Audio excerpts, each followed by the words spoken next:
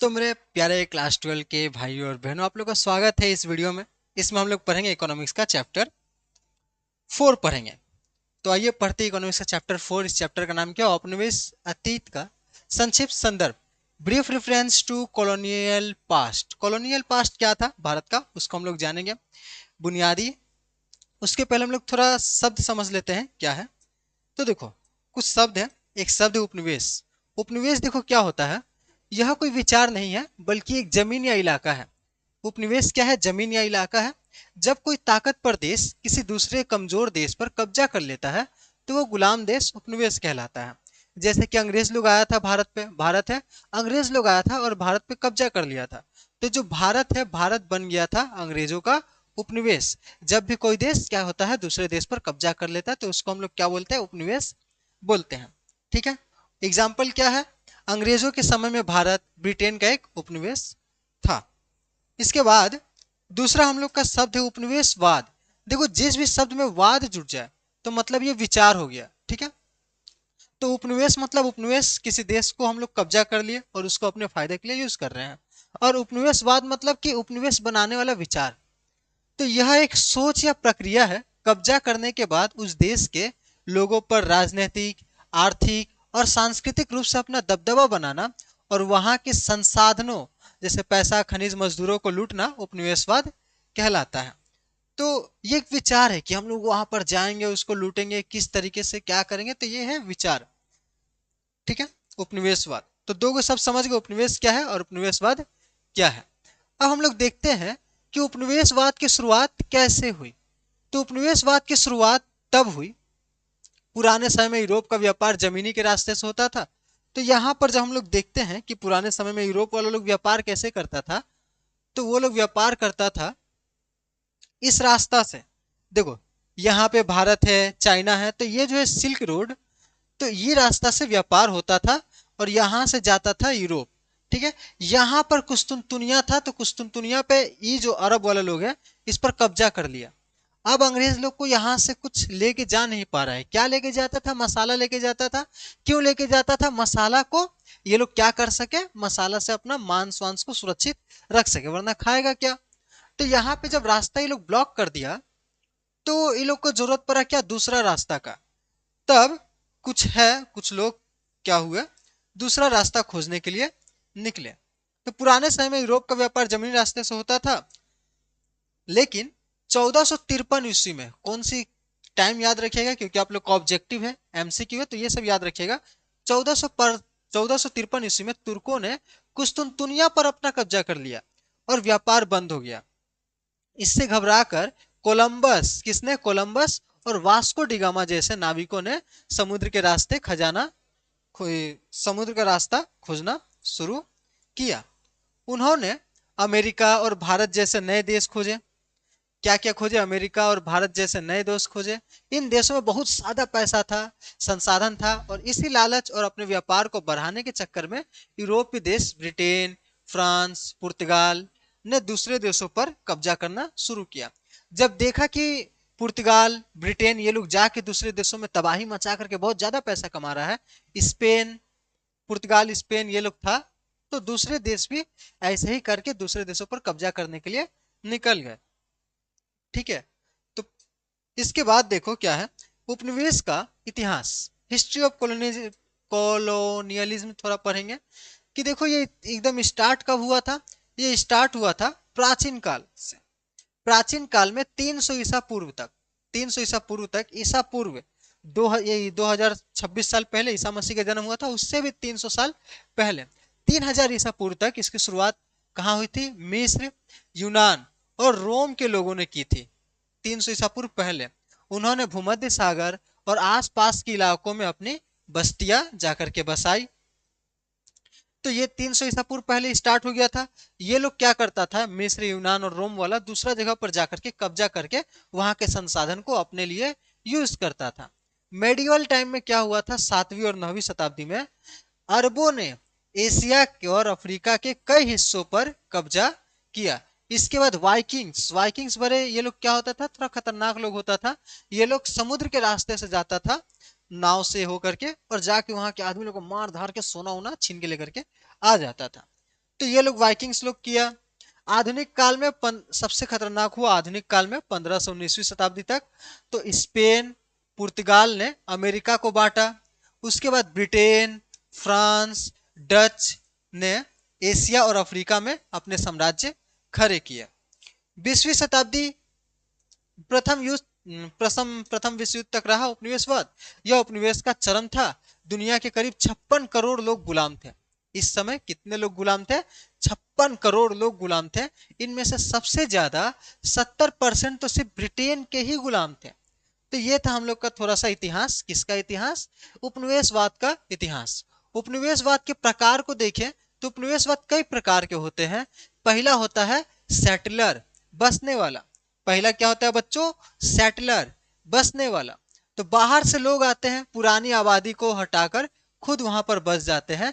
जैसे कि एग्जाम्पल में अमेरिका में हुआ था, ऑस्ट्रेलिया में हुआ था, और कहाँ हुआ था? कनाडा में। दूसरा होता है शोषण करने वाले। बाहर से लोग बसने नहीं आते, सिर्फ उस देश का पैसा, संसाधन और मजदूरों को लूटने आते हैं। ये ऐसा कहाँ पे हुआ था? भारत में हुआ था। अंग्रेजों ने भारत में ऐसा किया था। यहाँ पर अंग्रेज बसने नहीं आए थे, यहाँ के बस संसाधन और लोगों को लूटने के लिए आए थे। तीसरा होता है सरोगेट। क्या होता है बच्चों? सरोगेट। सरोगेट में क्या होता है? एक ताकतवर देश किसी दूसरे समुदाय के लोगों को किसी नई जगह पर बसाने में मदद करता है। ये कहाँ हुआ था? इजराइल, फिलिस्तीन। तो वो लोग क्या करता है? ताकतवर देश क्या करता है? कुछ लोगों को वहां से हटा के दूसरा जगह भेज देगा, जाओ। तो इजराइल क्या किया था? फिलिस्तीन के लोगों को एक छोटा सा जगह दे दे, जाओ तुम लोग उधर रहो, कोना में रहो चुपचाप। बस ताकतवर लोग क्या करता है? उसको भगा देता है, इधर नहीं रहेगा, कोना में रहेगा, चुपचाप बैठा रहेगा, नहीं तो मारेंगे। तो इसे जो बोलता है वह सरोगेट करता है। तो इजराइल क्या किया? फिलिस्तीन को सरोगेट किया। कुछ होता है इंटरनल, उपनिवेश बनाना कुछ देश के अंदर ही होता है। जब क्या होता है? एक ही देश के अंदर कोई ताकतवर वर्ग, बहुत ज्यादा ताकतवर वर्ग है, तो अपने देश के कमजोर वर्ग का शोषण करता है। जैसा भारत में होता था, ताकतवर लोग जो शूद्र जाति है उसका शोषण करते थे, ऐसा भारत में होता था। तो देश के अंदर का भेदभाव, और अमेरिकन लोग भी करता था, गोरा गोरा लोग। ठीक है। राष्ट्रीय, देश बनाने के नाम पर लोगों पर एक खास संस्कृति थोपना ताकि सब एक जैसे दिखे, ऐसा अंग्रेज लोग आज तक करके गया है। हम लोग अंग्रेजों के द्वारा बनाए गए फैशन वाले कपड़े पहनते हैं। तो ये सब आज तक चल रहा है। ये भी एक तरह का उपनिवेशवाद है, ये आधुनिक उपनिवेशवाद है। ठीक है। व्यापार, ट्रेड, जबरदस्ती किसी देश को मजबूर करना कि वह विदेशी व्यापारियों के लिए अपने बाजार खोले। तो ये भी एक तरह का उपनिवेशवाद है। कोई जबरदस्ती बोले कि चल हमसे सामान खरीद, नहीं तो तुम्हारे ऊपर सैंक्शन लगा देंगे। तो ऐसा अमेरिका करता है। अफीम युद्ध एग्जाम्पल में दिया हुआ, अफीम युद्ध, चीन। तो देखो उपनिवेश, इसका निचोड़ क्या है? तो औपनिवेशिक युग वह काला समय था जब ताकतवर देशों ने अपने लालच के लिए कमजोर देशों की आजादी, संस्कृति और अर्थव्यवस्था को पूरी तरह से नष्ट कर दिया। भारत भी इसी शोषण करने वाले उपनिवेशवाद का एक बहुत बड़ा शिकार रहा। ठीक है, समझ में आया? उसके बाद देखो क्या है भारत का औपनिवेशिक अतीत। भारत का औपनिवेशिक अतीत देखे तो क्या था? भारत पर सिर्फ अंग्रेजों ने ही राज नहीं किया, बल्कि यूरोप के कई अन्य देशों ने भी यहाँ अपना कब्जा जमाया था। भारत पर कब्जा करने वाले प्रमुख देश कौन कौन से थे? इतिहास में हम लोग पढ़े थे। देखो, पुर्तगाल, डच, फ्रांस, डेनमार्क और ब्रिटेन, ये सब देश लोग भारत में आए। और ब्रिटेन क्या था? सबसे मेन विलन यही था, ब्रिटेन वाला। इनका प्रभाव सबसे गहरा और लंबा रहा। इनमें सबसे ज्यादा नुकसान और बदलाव, इसमें सबसे ज्यादा नुकसान और बदलाव कौन किया? इसमें सबसे ज्यादा नुकसान और बदलाव भारत में अंग्रेजों ने ही किया। उन्होंने भारत की राजनीति, समाज, अर्थव्यवस्था और संस्कृति सबको पूरी तरह बदल कर रख दिया। आज हम लोग जो भारत देखते हैं, इन्हीं का देन है। ये जो पढ़ाई लिखाई का तरीका देख रहे हैं रटने वाला, इन्हीं का देन है। यही सब देखे गया था।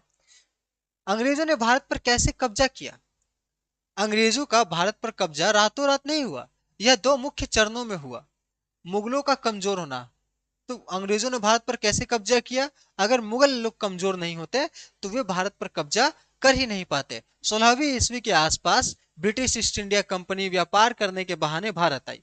उस समय भारत पर मुगलों का राज था।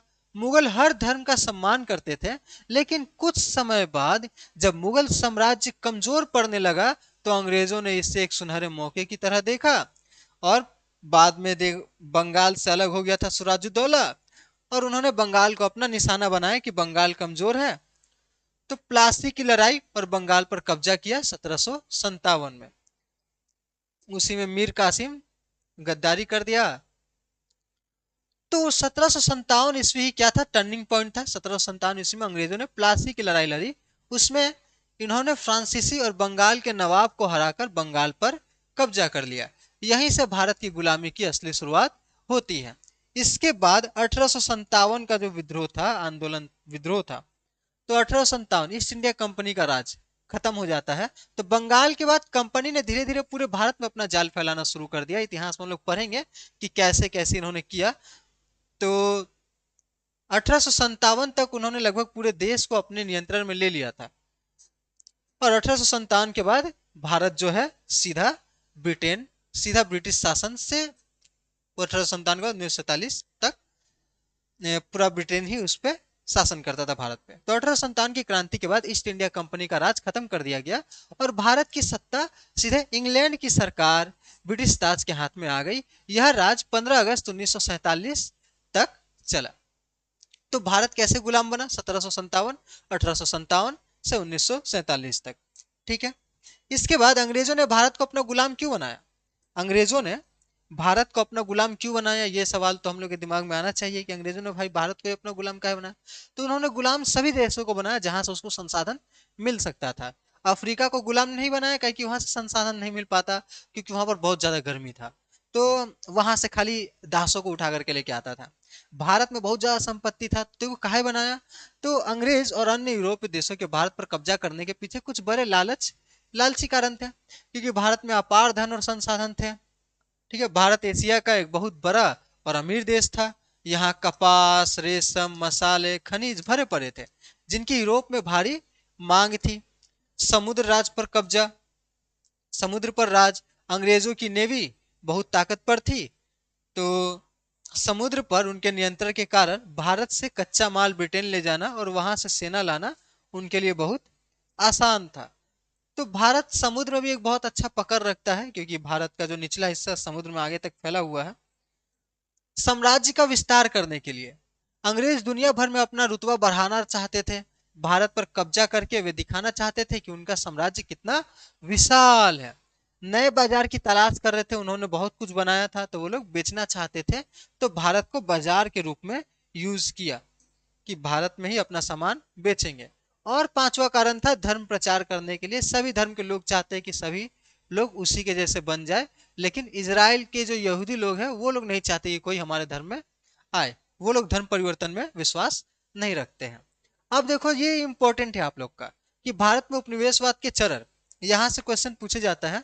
अंग्रेजों ने भारत को एक ही तरीके से नहीं लूटा, बल्कि समय समय पर अपनी जरूरत के हिसाब से अलग तरीका बदलते रहे। इसे आसानी से समझने के लिए मशहूर अर्थशास्त्री रजनी पालमे दत्त, किसने? रजनी पालमे दत्त ने भारत पर ब्रिटिश रूल को 3 मुख्य चरणों में बांटा है। याद रखना, किसने? रजनी पालमे दत्त। ठीक है, तो पहला चरण क्या है? तो मेरे बिहार वेस्ट बंगाल बोर्ड के स्टूडेंट्स, तो हम लोग क्या पढ़ रहे थे? पहला चरण क्या है? सीधी लूट। क्या हुआ पहला चरण में? क्या हुआ? सीधी लूट। ठीक है, सीधी लूट की। अंग्रेज आए और बोले क्या, चलो मुझको टैक्स दो। अच्छा, टैक्स ले लिया, पैसा ले लिया, और आपसे बोला कि चलो ये सामान दो, लो पैसा लो। आपसे पैसा लिया, आप ही को दे दिया, लो भाई हो गया काम खत्म। इसको बोलते हैं सीधी लूट। इसमें देखो क्या क्या हो रहा था। इसमें अंग्रेजों ने बहुत कम बदलाव किया। ये बस आए, टैक्स लिए, सामान खरीदे, चले गए। ये लोग बदलाव करने की कोशिश नहीं कर रहे थे। इस समय अंग्रेजों ने भारत के समाज, शिक्षा या कानून में कोई खास दखल नहीं दिया। उन्होंने सिर्फ अपनी सेना बढ़ाई और टैक्स वसूलने का सिस्टम अपने हाथ में ले लिया, बस। खजाने की लूट। अंग्रेजों ने क्या क्या? खजाने को लूटा। भारत का पैसा पानी की तरह ब्रिटेन भेजा गया। इसी भारतीय पैसे से ब्रिटेन में औद्योगिक क्रांति, भारत का सारा पैसा ले जाके वहां पर उन्होंने बड़ी बड़ी फैक्ट्रीज खोली। तो वहां पर क्या आया? औद्योगिक क्रांति आया, मशीनों और फैक्ट्रियों का दौर आया। ठीक है, भारतीय कपड़ों का दबदबा। मजे की बात यह थी कि इस समय तक क्या था कि अंग्रेज लोग भारत का ही कपड़ा मांग रहे थे कि हमको भारत का कपड़ा पहनना है, भारत का कपड़ा पहनना है। तो ठीक है, तो मजे की बात यह है कि इस समय ब्रिटेन के सामान भारत में नहीं बिकता था, बल्कि भारत के बने हुए कपड़े की ब्रिटेन में भारी मांग थी। उसके बाद अंग्रेजों ने क्या किया, उसके बाद अंग्रेजों ने थोड़ा यहाँ के लोगों को तो एकदम बर्बाद कर दिया, क्योंकि आप यहीं का पैसा लेके उनसे टैक्स लिए, 20 रुपया टैक्स लिए और उससे 20 रुपए का सामान खरीद लिए। तो क्या होगा कि आपका पैसा खत्म हो जाएगा, मैंने आपका सामान फ्री में लेके चल जा रहा है। बस आपने दुकान खोला है तो कोई आदमी आए आपको डरा धमका के बोले कि चलो 10 रुपया दो, आपने उसको 10 रुपया दिया, फिर बोला कि लो ये 10 रुपया लो और मुझको चिप्स दो, तो आप चिप्स दे देंगे, 1 दिन 2 दिन 3 दिन 4 दिन आपका सामान खत्म हो जाएगा ना। तो आपसे तो वो फ्री में सामान लेके जा रहा है। तो बस यही गड़बड़ी कर रहा था अंग्रेज लोग। दूसरा चरण क्या हुआ, अब ब्रिटेन में फैक्ट्रियां लग चुकी थी, उन्हें अपना बना हुआ माल बेचने के लिए एक बड़ा बाजार चाहिए था। तो क्योंकि भारत का कपड़ा इतना अच्छा होता था, तो सबसे पहले तो यहाँ के लोगों को बर्बाद करना होगा। तो उन्होंने क्या प्लान बनाया कि यहाँ के लोगों को पहले बर्बाद किया जाए, यहाँ के कपड़ा बेचने वाले लोगों को पहले बर्बाद किया जाए। तो फ्री एंट्री, सब इनको तो फ्री एंट्री मिल गया क्योंकि भारत पर इनका कब्जा है, और इनको कौन रोकने वाला है, फ्री में एंट्री। पहले क्या होता था कि आपको मेरे यहाँ पर कपड़ा बेचना है, जो भी बेचना आप आइए बेचिए, लेकिन हमको टैक्स दीजिए। लेकिन अंग्रेज लोग ही तो यहाँ पे राज कर रहा है, अंग्रेज लोग से कौन टैक्स मांगेगा। तो इसको फ्री एंट्री मिल गया, क्या मिल गया, फ्री एंट्री। ब्रिटेन के व्यापारियों को भारत में अपना माल बेचने की पूरी छूट मिल गई। भारत में ब्रिटेन का बना सामान, खासकर कपड़े, धड़ल्ले से बिकने लगा, क्योंकि भारत में तो लोग नहीं है, उनको तो आप लोगों ने बर्बाद करके छोड़ दिया। तो कपड़ा किसका बिकेगा, तो कपड़ा किसका बिकेगा, सिर्फ अंग्रेजों का ही बिकेगा। और क्या, इसके बाद कच्चे माल का निर्यात करने लगे। ये लोगों को कपड़ा बनाने के लिए चाहिए था कपास, जूट, उन लोग के यहाँ तो होगा नहीं। तो ये लोग भारत से कच्चा कच्चा माल, तो कपड़े बनाने के लिए कपास वपास चाहिए ना, उसको उठा के लेके जाते थे कहाँ, इंग्लैंड लेके जाते थे, वहां पर फिर मशीनों में अपना सामान बनाते थे और फिर सामान बना करके यहाँ पर लाके बेचते थे। और सबसे बुरी बात यह है कि कच्चा माल का सही पैसा वो नहीं देते थे। 100 रुपए का कच्चा माल लिए ये लोग, वैल्यू है 100 रुपया, वो लोग बोलेंगे कि अभी 10 रुपया लो और बाद में दे देंगे आपको 90 रुपया। 10 रुपया लेके सामान लेके चल जाते थे, बाद में 90 रुपया भूल जाओ। तो ऐसे ऐसे ये लोग सामान लेके जाते थे, कच्चे माल का निर्यात। और अगर आप मना कर दिए इसको सामान देने से कम पैसे में, आपके खेत को जला देंगे, आपको मार दे, आपको बहुत मारेंगे, अत्याचार करेंगे, आपकी पत्नी को उठा के लेके चल जाएंगे। ऐसा करते थे ये लोग। तो ब्रिटेन की फैक्ट्रियों के लिए भारत से कपास और नील जैसा कच्चा माल भारी मात्रा में भेजा जाने लगा। ठीक है, खेती में बदलाव, किस खेती में इन्होंने बदलाव किया, किसानों से ज्यादा लगान वसूलने के लिए, ज्यादा टैक्स वसूलने के लिए। लालच देखो बच्चों, लालच कभी घटता नहीं है, लालच बढ़ते जाता है। उन्होंने भारत पर क्या किया, भारत में सामान बेचने आए थे और भारत से सामान ले जाके अपने देश में बेचने के लिए आए थे। मैंने वो भारत का तो, अंग्रेजों का सामान कौन खरीदता था भारत में, कोई नहीं, एकदम फालतू आदमी लोग था, कुछ अच्छा नहीं बना पाता था। फिर बाद में भारत का ही सामान वो लोग उधर उधर ले जाके बेचता था, फिर बाद में कपड़ा उपड़ा ला के इधर ला के बेचने लगा। और इसके बाद उन्होंने क्या किया, तो व्यापार किया, कब्जा किया, टैक्स वसूला, लालच बढ़ता गया, लालच और बढ़ा, बोला और टैक्स वसूलेंगे और टैक्स वसूलेंगे, और कहाँ से पैसा आ सकता है। इन लोगों ने पैसा लगाना शुरू किया। तो किसानों से ज्यादा टैक्स वसूलने के लिए अस्थाई बंदोबस्त, रैयतवारी बंदोबस्त, महलवारी बंदोबस्त, ऐसी नई सख्त व्यवस्थाएं लागू की। ठीक है, अस्थाई बंदोबस्त कि इतना समय में ही तुमको टैक्स भरना है, नहीं भरोगे तो बस तुमसे जमीन छीन जाएगा। तो बहुत दबाव डाला गया, बहुत मारा जाता था किसानों को टैक्स के लिए। अब क्या ही किया जाए। आधुनिक अंग्रेजी शिक्षा, अब अंग्रेज लोग को चाहिए था कि भारत में ही, कितना अंग्रेज लोग को लाएगा भारत में, खुद इतनी को तो है ब्रिटेन, भारत इतना बड़का, तो हो पाएगा, कितना आदमी को लाएगा, पूरा देशों आ जाएगा तो भारत को संभाल नहीं पाएगा। तो लोग बोला कि यहीं पर एकदम यही अंग्रेजों जैसा लोग तैयार करते हैं। अंग्रेजी शिक्षा इन्होंने दी कि सोच समझ में तो पूरा अंग्रेज रहेंगे, लेकिन रहेंगे भारत के।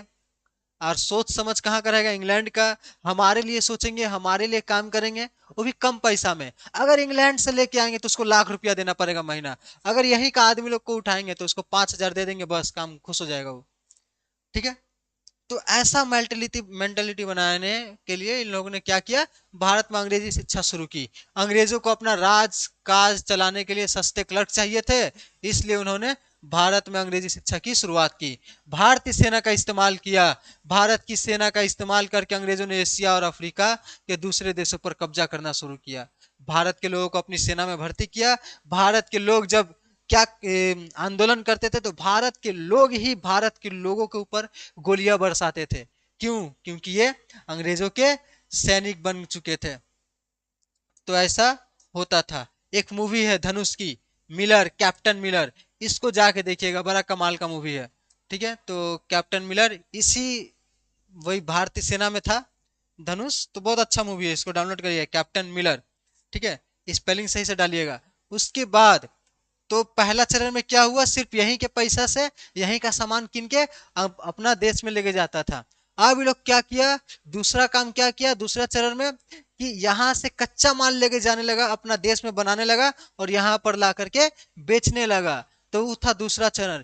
तीसरा चरण में और मुनाफा कमाने के लिए उन्होंने क्या किया कि भारत में ही फैक्ट्रियां लगानी शुरू की, कि यहाँ से सामान उतना दूर लेकर के जाते हैं, फिर लेकर के आते हैं, खर्चा लग जाता है, कई दिन लग जाते हैं, यहीं पे फैक्ट्री लगाते हैं, यहीं के सामान से यहीं पे फैक्ट्री बनाएंगे, यहीं पे बेच देंगे, बस एकदम फटाक फटाक काम होने लगेगा। उन्होंने यहीं पर जूट मिल खोली। कितनी सारी जूट मिल है, रिसरा, मैंने लाइन से, आप मानकुंडू से स्टार्ट करिए, मानकुंडू, भदेसर, लाइन से खाली जूट मिल है, रिसरा, फिर आगे सब जूट मिल भरती हुए। कौन लोग बनाया था, अंग्रेज लोग। फिर उस पार जाइए भाटपारा और उधर सब एकदम जूट मिल भरती है। तो तीसरा चरण ये सब है। ठीक है, तीसरा, अब दुनिया बदल रही थी। तो ये सब साल याद रखना, 1860 के बाद ऐसा हुआ था। तीसरा चरण कब स्टार्ट हुआ, 1860 के बाद। अब दुनिया बदल रही थी। यूरोप के अन्य देश, अमेरिका और जापान भी ताकत पर हो रहे थे। ब्रिटेन को अपना दबदबा बनाए रखना था, भारत में पैसा लगाना। अंग्रेजों ने तो इन्होंने क्या किया, भारत में पैसा लगाना शुरू किया, इन्वेस्टमेंट करना शुरू किया। अंग्रेजों ने भारत से और ज्यादा मुनाफा निचोड़ा। मुनाफा निचोड़ने के लिए यहाँ रेलवे, बैंकिंग, व्यापार और उद्योगों में अपना पैसा लगाना शुरू किया। ठीक है, कपड़ा नियंत्रण, करा नियंत्रण, इन्होंने क्या किया, करा नियंत्रण किया। अंग्रेजों ने भारत पर अपनी पकड़ और भी ज्यादा मजबूत कर ली।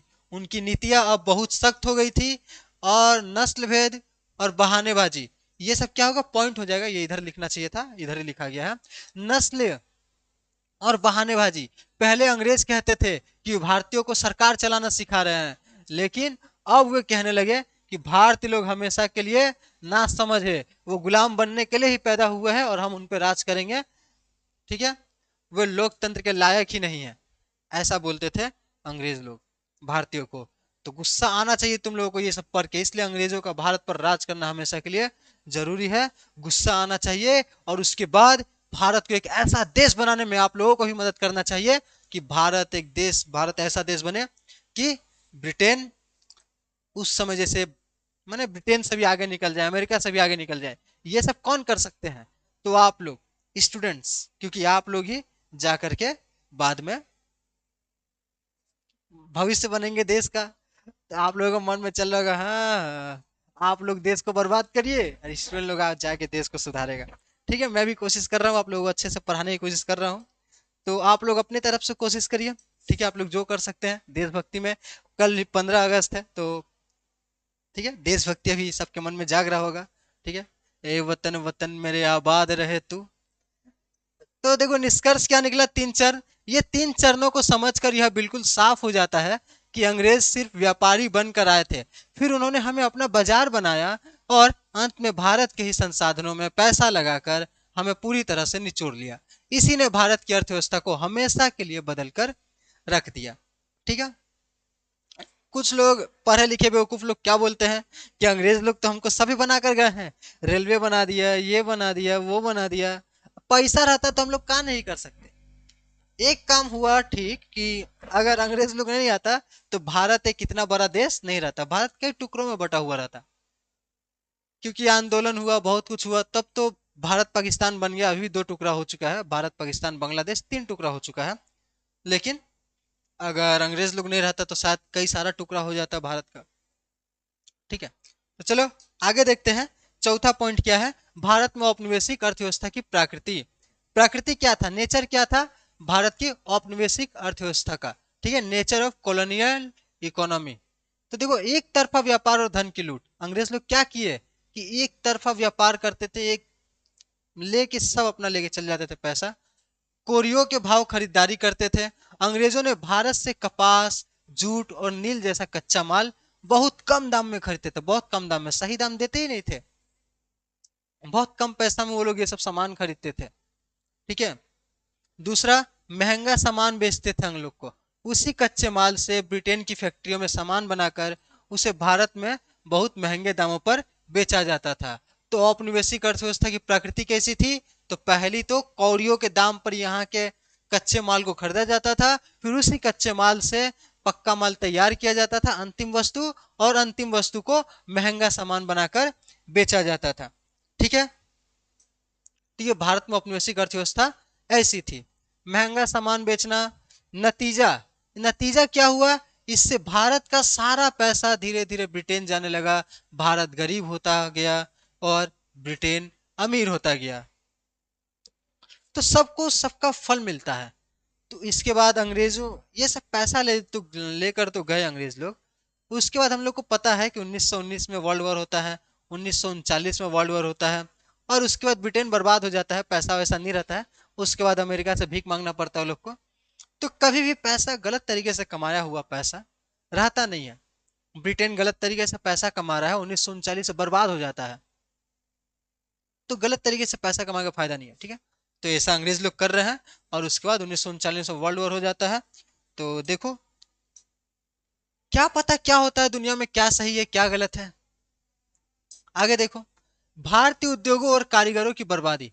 तो सबसे पहले तो वहां पर देखिए कि अंग्रेज लोग कैसा सामान खरीदता था। दूसरा, अर्थव्यवस्था में क्या था, भारतीय उद्योग और कारीगरों की बर्बादी। भारत अपने बेहतरीन कपड़ों, हथकरघा और हस्तशिल्प के लिए पूरी दुनिया में मशहूर था, बेहतरीन कपड़ा बनाता था। लेकिन अंग्रेज लोगों ने क्या किया, सबसे पहले तो वो लोग के पास गए, उसको बोले चलो टैक्स निकाल। टैक्स निकालने के बाद जो पैसा उससे मिला, बोला यही रुपया में ये वाला कपड़ा दे, ये जितना रुपया दे रहे हैं इसी रुपये में ये कपड़ा दे। बोला नहीं साहब, 100 रुपया आप टैक्स लिए हैं और ये कपड़ा जो है 4,000 रुपया का है, तो 100 रुपया में कैसे दे दे, कौन खरीदे। अंग्रेज बोलता था कौन खरीदेगा तुम्हारा ये कपड़ा।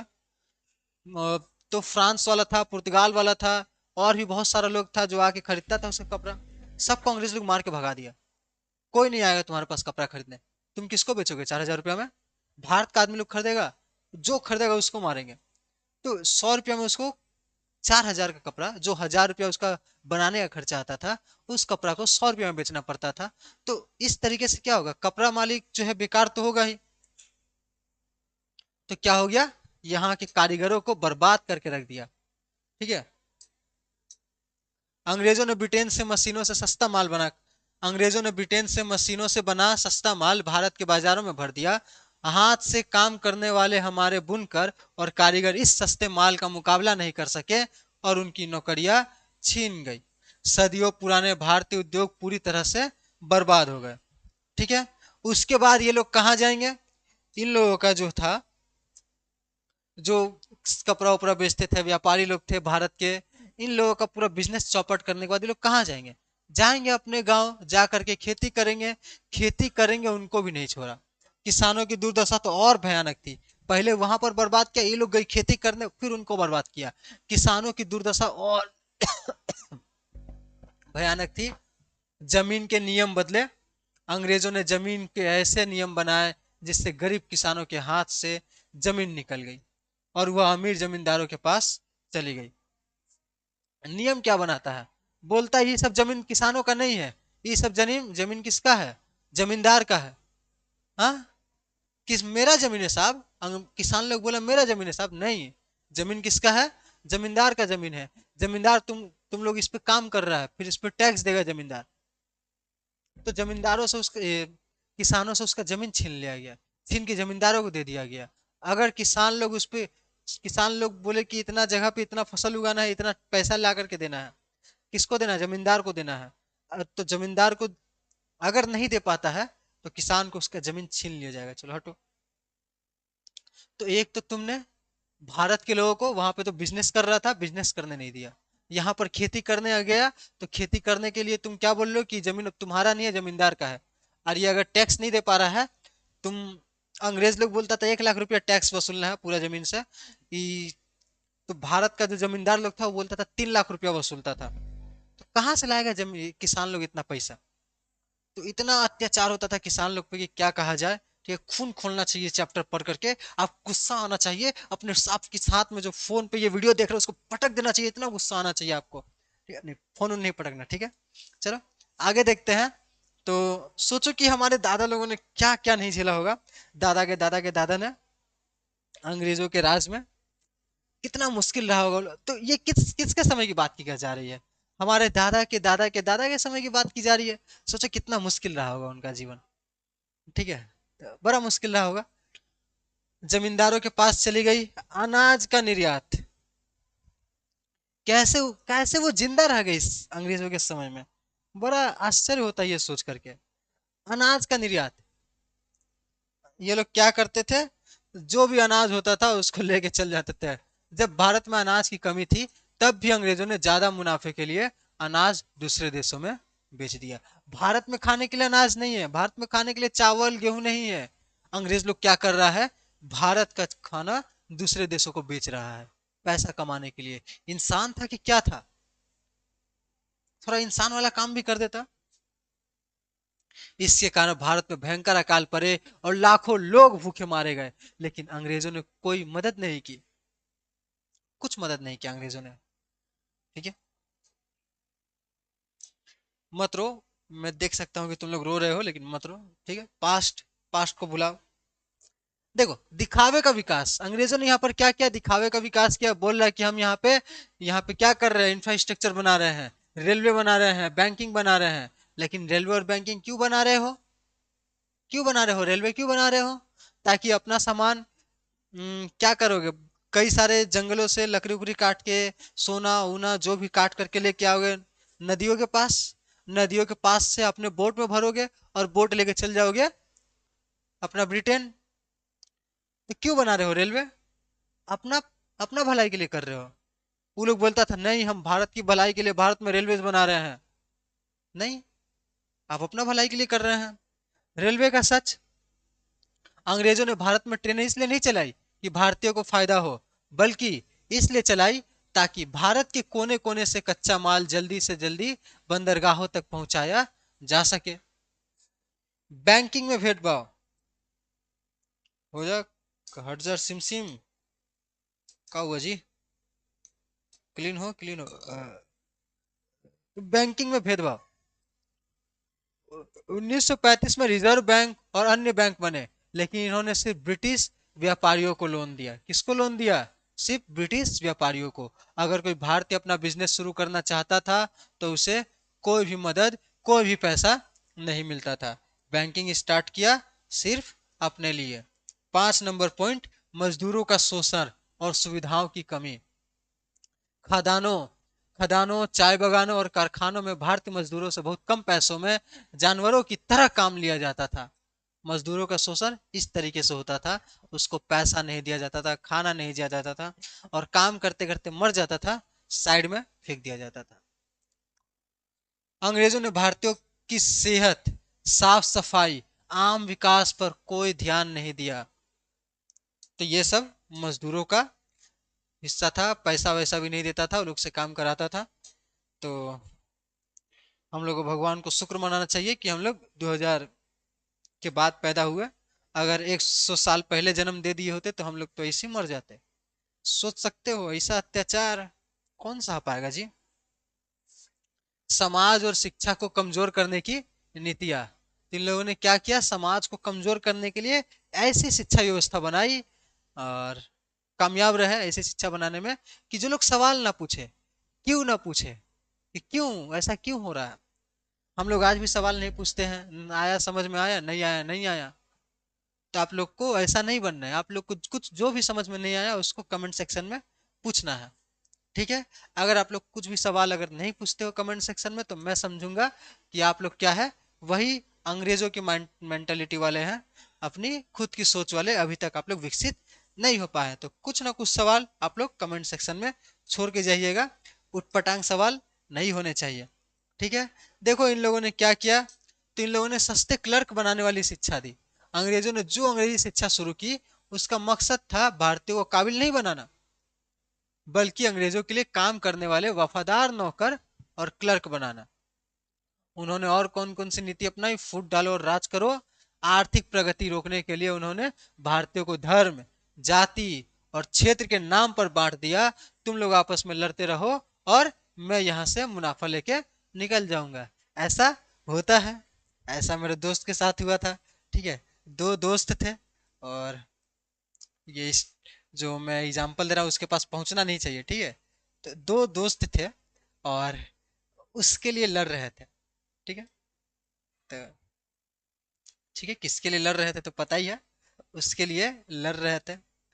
और ये दोनों आपस में लड़ रहे हैं, नहीं इसको मैं लेके जाऊंगा, इसको मैं लेके जाऊंगा। ठीक है, और ये दोनों में हाथापाई हुआ, मारा मारी हुआ, जो भी हुआ। यहाँ से तीसरा बंदा आता है और बोलता है चलो मेरे साथ। तो ये इसके साथ चल जाती है, तुम लोग आपस में लड़ो और यहाँ पर लेके फरार। तो ये ऐसा ही हुआ था। क्या हुआ था कि फूट डालो और राज करो, आर्थिक प्रगति रोकने के लिए उन्होंने भारतीयों को धर्म, जाति और क्षेत्र के नाम पर बांट दिया, ताकि लोग आपस में लड़ते रहें और कभी एकजुट होकर विकास ना करें। ठीक है, ऊंचे पदों पर रोक, भारतीयों को सिर्फ छोटी मोटी नौकरियां ही दी जाती थी, उन्हें आगे बढ़ने के मौका नहीं दिया जाता था। ठीक है, तो क्या समझे आप लोग? फूट डालो और राज करो की नीति से बच के रहना है। ठीक है, ऐसा ना हो कि आप दो लोग लड़ते रह जाए और कोई तीसरा बाजी मार जाए, तो लड़ना नहीं है। और यहाँ पर उच्च पद पर जाने ही नहीं दिया जाता था, और वहां पर जाने से रोके कैसे? तो बोला कि सारा अंग्रेजी परीक्षा होगा। उच्च पद पर जाने के लिए आईएएस का एग्जाम होता था, आईसीएस उस समय नाम था, इंडियन सिविल सर्विसेज। तो उस पर जाने के लिए आप लोग बोला जाए, लैंग्वेज क्या रखा? इंग्लिश। अब इंग्लिश कितना जो नहीं पढ़ पाएगा? अब चलो इंग्लिश तुमने पढ़ लिया अच्छे से, बोला कि आईसीएस का जो एग्जाम होगा वो इंग्लैंड में होगा। अब इंग्लैंड कौन जाएगा भाई? भारत से इंग्लैंड जाएगा परीक्षा देने खातिर? तो दूसरा स्कूल में भेज देता है तो हम लोग को प्रॉब्लम होता है, क्या पता कौन स्कूल है, कैसा है, नहीं है। और ये तो इंग्लैंड में जाने का बात कर रहा है। तो देखो, इसका निचोड़ क्या है? अंग्रेजों की इन चालाक नीतियों ने भारत को एक आत्मनिर्भर देश से पूरी तरह दूसरे देशों पर निर्भर देश बना दिया। इसी आर्थिक गुलामी को तोड़ने के लिए महात्मा गांधी और जवाहरलाल नेहरू जैसे नेताओं ने आजादी की लड़ाई लड़ी। आजादी के बाद भारत को अपनी अर्थव्यवस्था, कृषि, उद्योग, गरीबी हटाओ को दोबारा खड़ा करने के लिए शून्य से शुरुआत करनी पड़ी। और कल है हम लोग का 15 अगस्त, और कल ऐसा कुछ खास होने वाला है नहीं। आप लोग जाएंगे स्कूल, स्कूल जरूर जाइएगा लड्डू खाने। ठीक है, स्कूल में प्रोग्राम वोग्राम होगा। ठीक है, 12 क्लास के बच्चे नहीं जाते स्कूल। ठीक है, का बड़े हो गए हैं नहीं जाएंगे? नहीं, जाइएगा जरूर, मजा आता है। दोस्तों के साथ जाइए स्कूल। ठीक है, यही मेरा लास्ट अपडेट। ठीक है, एकदम 15 अगस्त अच्छा से मनाइए, स्कूल में आप लोग भी प्रोग्राम में भाग भाग लीजिए। और इसका दूसरा वीडियो भी जल्दी ही आएगा। ठीक है, चिंता मत करिए, इकोनॉमिक्स का क्लास एकदम खत्म कराऊंगा, बढ़िया से खत्म कराऊंगा। एबीटीए के जो रिपीटेड क्वेश्चंस है, जिसको पढ़ करके जो नहीं पढ़ने वाले बच्चे हैं वो भी पास हो जाएंगे, जो फेल होने वाले बच्चे थे वो भी एबीटीए वाले क्वेश्चन आंसर रट ले थोड़ा, बस वो पास हो जाएंगे। और जिनको अच्छे से कॉन्सेप्ट समझना है वो हमारी वीडियोस को फॉलो करें। कॉन्सेप्ट ज्यादा कोई नहीं समझता है, तो कॉन्सेप्ट समझने वाले बच्चे बस कुछ ही दिखते हैं, लेकिन जो एमसीक्यू वाले बच्चे होते हैं, एग्जाम के पहले आपका पूरा तैयारी, टोटल तैयारी हो जाएगा। आप लोग एकदम चिंता मत करिए, बस विकास भैया क्लासेस के साथ जुड़े रहिए। हिंदी क्लासेस के लिए क्या कोई नहीं है? तो मैं हूं आपके विकास सर। ठीक है, हिंदी मीडियम अच्छे से पढ़ाई वढ़ाई करिए। और हिंदी मीडियम, जैसा कि मैंने पिछले लाइव में बताया था कि आप लोग अच्छा कर रहे हैं, टॉप करने की तैयारी कर रहे हैं। ठीक है, अच्छा से पढ़िए, बंगाल बोर्ड में टॉप करिए, तब मानेंगे कि मेरा पढ़ाया हुआ सफल हुआ। ठीक है, Bengal board all the best. ठीक है, मिलते हैं नेक्स्ट वीडियो में।